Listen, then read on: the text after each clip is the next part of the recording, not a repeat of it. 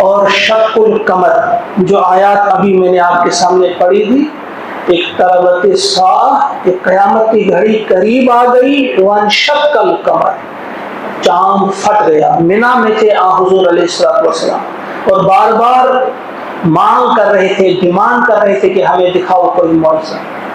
تو انہوں نے کہا، آپ نے فرمایا کہ دیکھو اوپر کی طرف، آسمان کی طرف۔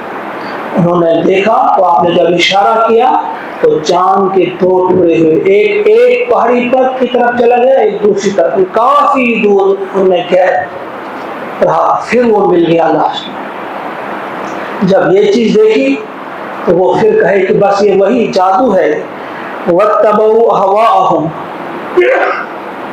مجھے انہوں نے کہا وَيَقُولُ السِّحْرٌ مُسْتَمِرٌ، سحر مستمر، بس یہی جو پہلے سے چلا آ رہا ہے جادو ہے تو وہی ہے۔